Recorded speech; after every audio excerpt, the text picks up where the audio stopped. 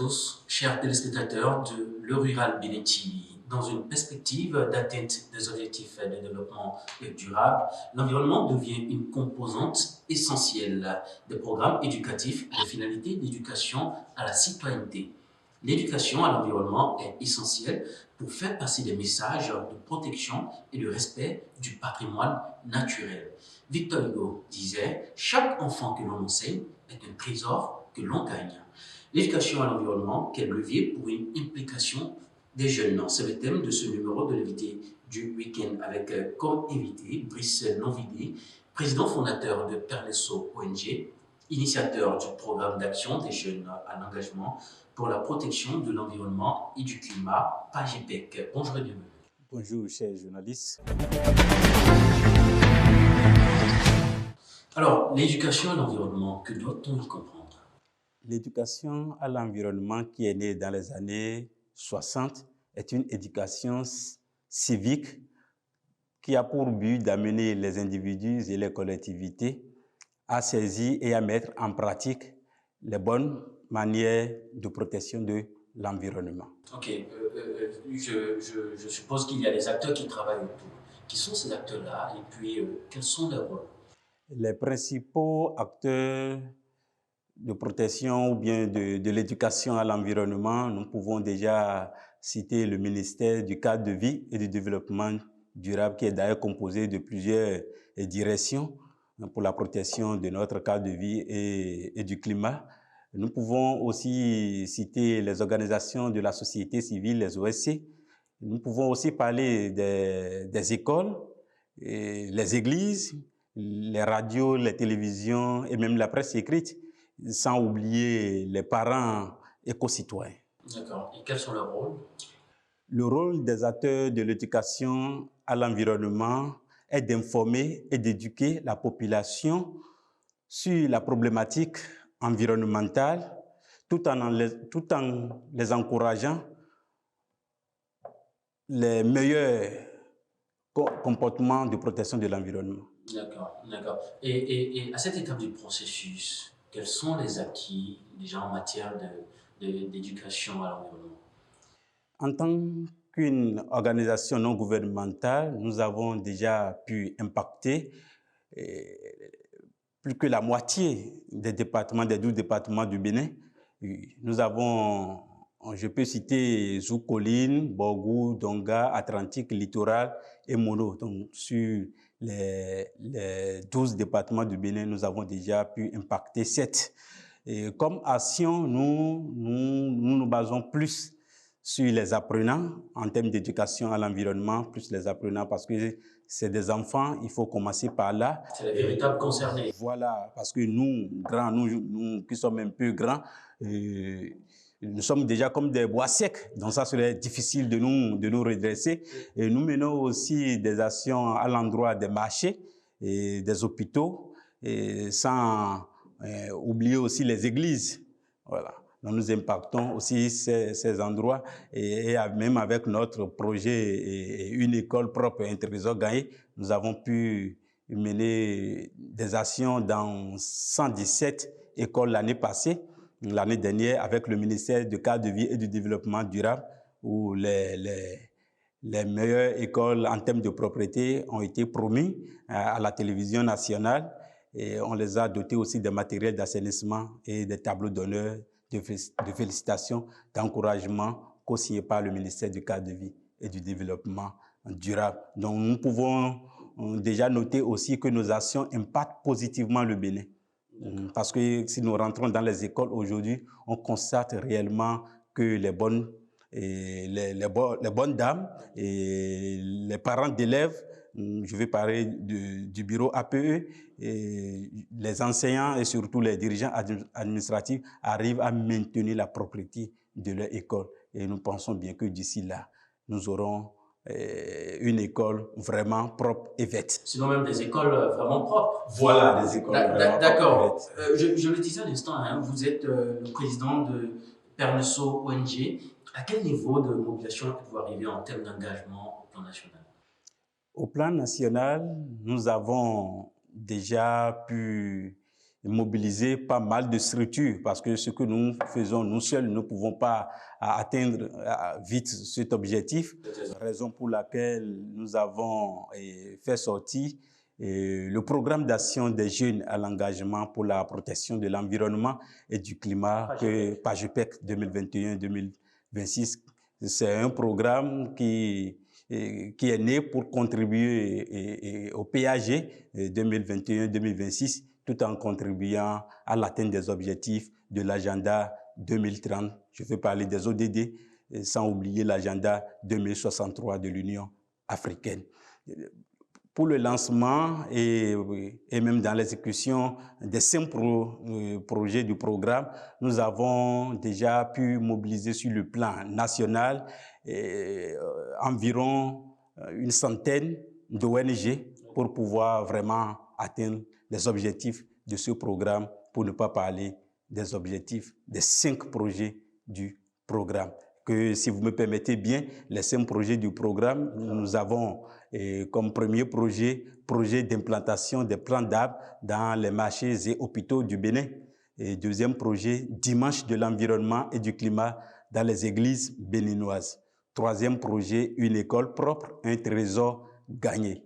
Quatrième projet, sachets plastiques non biodégradables, l'étouffant qui peine à disparaître au Bénin.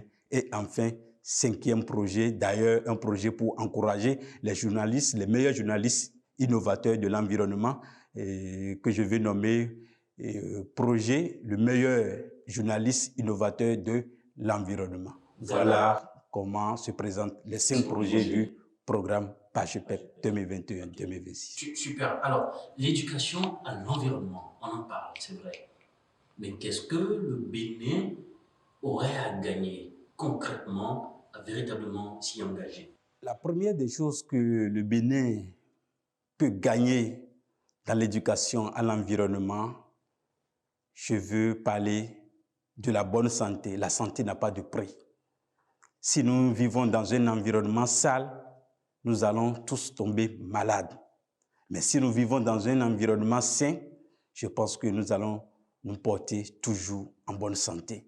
Donc le Bénin va gagner en bonne santé de la population. À part ça, la propriété du Bénin, sans oublier la contribution de l'atteinte de ces objectifs, qui vont contribuer aussi à l'atteinte des objectifs des ODD. Je vais parler de l'agenda 2030 et de l'agenda 2063 de l'Union africaine. D'accord, mais vu tout ce que vous venez de citer en termes de ce que le Bénin pourrait gagner à véritablement s'y engager, est-ce que le gouvernement actuel en faire une priorité? Sinon, quelles sont les actions que le gouvernement mène pour accompagner vos efforts? Comme action du gouvernement, je tiens premièrement d'abord, si vous me permettez bien, à remercier le ministre du cadre de vie et du développement durable. Je vais nommer son Excellence, M. José Didier Tonato, qui s'est véritablement engagé à accompagner les jeunes qui œuvrent incessamment à la protection de l'environnement. C'est un ministre qui accompagne les actions du PNSO ONG comme action. Nous sommes plus dans le domaine de l'éducation à l'environnement et le ministre nous appuie techniquement, pour ne pas parler du ministère du cadre de vie, nous appuie techniquement et même sur le plan matériel. Et le ministre personnellement? Le ministre personnellement et même le ministère en général nous appuie en termes de matériel et même sur le plan technique et parfois sur le plan financier. D'accord, ça suffit. Vous pensez que ça suffit pour quand même réussir à atteindre les objectifs en matière d'éducation à l'environnement? En matière d'éducation à l'environnement, le gouvernement aussi mène pas mal d'actions. Par exemple, dans les écoles, il y a aussi le gouvernement qui intervient sur notre projet, il appuie techniquement notre projet pour que ce projet impacte véritablement le Bénin, surtout en commençant par les écoles. Et comme je viens de le dire, c'est des enfants, donc il faut commencer par eux pour que ces enfants puissent être demain les conseillers ambassadeurs de la protection de l'environnement pour que d'ici quelques années, nous ayons un Bénin totalement dépourvu d'ordures, de sachets plastiques et pourquoi pas un Bénin vert. Ok, super. C'est quand même beau de faire des éloges, hein, mais j'aimerais attirer votre attention sur quelque chose. Au regard de ces actions-là que le gouvernement mène, aujourd'hui, l'éradication du sachet plastique n'a pas encore pris. Oui, aujourd'hui, nous constatons que l'usage des sachets plastiques persiste toujours en République du Bénin et je ne pourrais non plus accuser le gouvernement parce que le Bénin, c'est pas pour le gouvernement, le Bénin, c'est notre pays.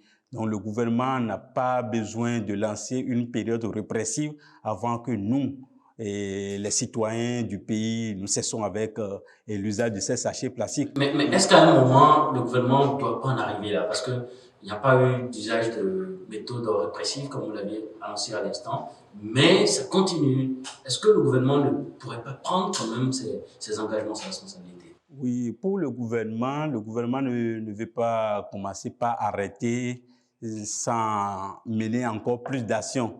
Voilà. Donc, même si aujourd'hui le gouvernement n'arrête pas encore, le gouvernement mène des actions et le gouvernement forme les douaniers sur la distinction des sachets biodégradables et des sachets plastiques parce que les sachets passent par nos frontières et il faut que les douaniers arrivent à maîtriser et à distinguer les sachets plastiques des sachets biodégradables. À part ça aussi, le gouvernement est en train de vulgariser cette loi votée en 2017 qui interdit l'usage des sachets plastiques en République du Bénin, tout en promouvant aussi les emballages biodégradables et réutilisables. Donc, à l'heure actuelle, nous avons déjà pas mal d'usines dans notre pays qui sont spécialisées dans le domaine de la production des sachets biodégradables fabriqués à base de l'amidon, de manioc, de pommes de terre et de maïs. D'accord. Pour ce qui est hein, de l'éducation à l'environnement, quels sont vos rapports,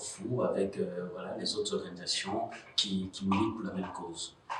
Nos rapports avec les autres organisations de la société civile, comme je viens de le dire, nous seuls ne pouvons pas atteindre les objectifs. Pour ce faire, il faut collaborer avec les collègues, je vais parler des autres ONG. Pour ce faire, grâce à ce programme PAJUPEC 2021-2026, nous nous sommes regroupés dans ce programme pour pouvoir plus impacter. Parce que tout à l'heure, en parlant, je dis, PNSO ONG seul a pu déjà impacter 7 départements des 12 départements que nous avons. Et avec ce programme, en association avec et les autres organisations de la société civile, je pense que d'ici 2026, nous allons plus impacter encore le Bénin et nous ne reviendrons plus ici pour parler de 7 départements sur 6, mais nous allons parler de 7 départements sur 12, mais nous allons parler prochainement de 12 départements sur 12. Donc, nous allons réussir à impacter le Bénin en général. D'accord. Merci. Brice Monvidé est quand même un jeune très actif sur le terrain en matière d'éducation à l'environnement avec, d'ailleurs, je le rappelle, l'ONG PERNUSO. Quelles pourraient être, selon vous, les pistes envisagées par l'État afin d'observer une meilleure intégration de l'éducation à l'environnement? Les pistes que le gouvernement peut prendre part pour pouvoir vraiment réussir l'éducation environnementale dans notre pays, je vais parler surtout de nos écoles, parce que les écoles, ce sont des lieux d'éducation et c'est là où on dit que les apprenants, il suffit tout simplement en un seul mot d'insérer dans le programme des écoles maternelles, primaires et secondaires l'éducation à l'environnement comme matière que je vais donner. Et par exemple, on parle de ES, EST, donc on peut parler de EE, éducation à l'environnement. Est-ce que ça ne serait pas aussi une matière de trop pour les apprenants qui sont déjà à bout avec les presque 6-7 matières qu'ils ont, que de venir encore parler d'une autre matière? Je ne pense pas que ça serait du trop parce que l'environnement peut vivre sans nous, mais nous ne pouvons jamais vivre sans l'environnement. Donc, même si on ajoute pour l'environnement, ça ne serait pas de trop. Souvent, on a quand même tendance à voir des jeunes élèves en matière, quand on veut parler d'éducation à l'environnement, de sensibilisation, c'est un peu comme un jeu. Oui, en réalité, il ne faut pas sensibiliser pour sensibiliser. L'acteur de l'éducation à l'environnement qui veut mener des actions de sensibilisation doit être informé et formé. Si je ne suis pas informé des problèmes environnementaux, comment je peux réfléchir pour apporter des solutions et éduquer les autres à emboîter mes pas? Raison pour laquelle je dois être informé et formé pour pouvoir amener les autres jeunes comme enfants à emboîter mes pas juste en les donnant des formations, en les conscientisant, en les amenant sur le bon chemin de protection de l'environnement. C'est une manière de faire d'eux des conseillers ambassadeurs de la lutte contre l'insalubrité de D'accord. notre Et pays. concrètement, hein, ces enfants-là, après, je prends cet exemple-là, après un an de formation, qu'est-ce qu'ils auront vraiment comme contenu de ce qu'on pourrait leur proposer pour cette matière-là dont vous parlez? Voilà, et en termes de composition, nous avons des matières dans les écoles, que ce soit dans les écoles primaires et secondaires. Il suffit de faire une programmation. Comme d'habitude, je suis en classe de CI. Voilà, je dois connaître les b.a-ba de l'environnement.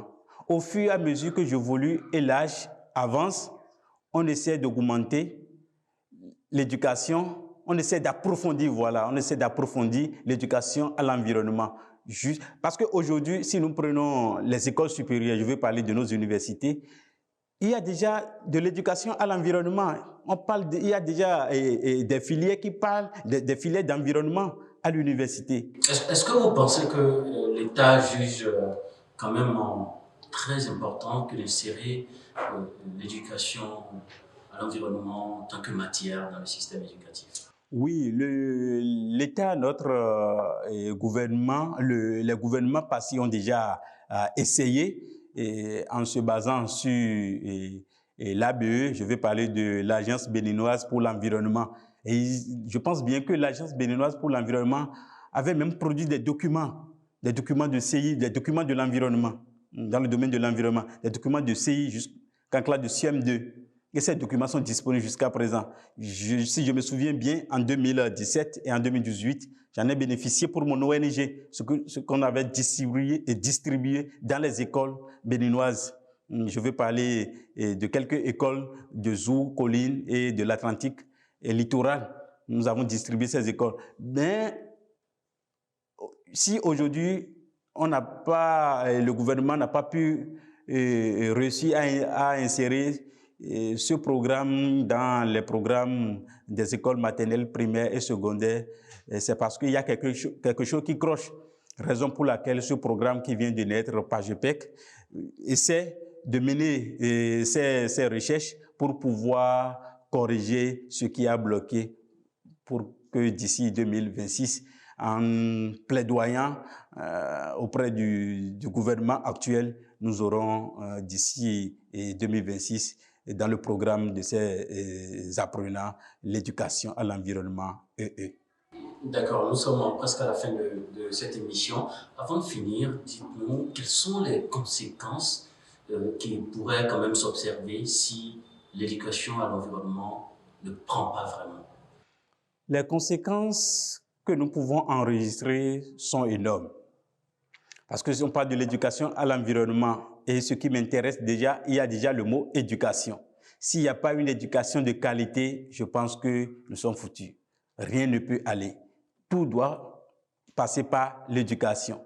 Pour ce faire, il faut toujours passer par l'éducation pour pouvoir faire avancer les choses. Si nous laissons de côté l'éducation à l'environnement, nous aurons un Bénin très sale, un Bénin très sale. Et supposons, si nous avons un Bénin sale, ça veut dire que nous serons obligés de manger sur les tas d'ordures, ce qui est impossible. D'accord. Puisqu'on parle d'éducation, hein, on a véritablement parlé de la jeunesse. Alors, vous allez suivre la caméra en face de vous et vous allez dire à ce jeune-là qu'est-ce qu'il a gagné à véritablement s'engager à ce que l'éducation à l'environnement soit une chose effective, qu'est-ce qu'il doit faire? Quelles sont les conséquences que l'on encourt quand on ne respecte pas l'environnement? L'appel que je peux lancer aux jeunes comme moi, l'éducation à l'environnement, c'est une éducation que nous ne pouvons jamais laisser de côté. En tant que jeune, je ne dois pas attendre qu'on m'appelle et me donner de l'argent avant que je protège mon cadre de vie. Ça, c'est impossible. Moi qui suis devant vous ici, jeune comme vous, je n'ai pas de salaire dans ça, mais je sais que je vis dans un environnement et je ne peux laisser une autre personne venir protéger mon environnement dans lequel je suis. Pour ce faire, je suis obligé de protéger. Et j'invite les jeunes comme moi à commencer par protéger leur cadre de vie. Nous n'avons pas besoin d'aller à l'école pour étudier l'environnement avant de préserver notre cadre de vie. Je suis chez moi, je sais déjà de mettre mon entourage propre. Là, je contribue déjà à la propreté de l'environnement. Là où je fais mes besoins, je vais parler des toilettes, je sais de les maintenir propres, je contribue déjà à la propreté de l'environnement. Et surtout, il suffit simplement que je cesse aussi d'utiliser les sachets plastiques pour mes besoins. Je veux parler des jeunes comme moi, oui, pour des achats, surtout des nourritures chaudes. Nous devons cesser avec ça parce que ces sachets sont fabriqués à base des déchets du pétrole et autres composants toxiques. Je veux profiter aussi pour inviter les mamans, les jeunes mamans. Nous avons l'habitude, ou bien vous avez l'habitude, de brûler les sachets plastiques en faisant feu. Je vous dis, c'est très dangereux parce que l'incinération des sachets plastiques contient ce qu'on appelle dioxyde cancérigène et ça rend malade. Et les maladies que tout cela peut causer, nous pouvons déjà nommer une maladie qui est très grave, le cancer. Merci, Brice Ndombidé. Merci, chers journalistes. Alors, merci à vous pour ces quelques minutes de votre temps que vous nous aviez accordé en compagnie de Brice Ndombidé, président fondateur de Pernuso ONG, avec qui nous sommes entretenus sur l'éducation à l'environnement, quel levier pour une réelle implication des jeunes. Merci à toute l'équipe de rédaction, Herman Joshua à la caméra, Moutingande et Séraphin également à la caméra. Prudence Odekon m'appelle, à bientôt.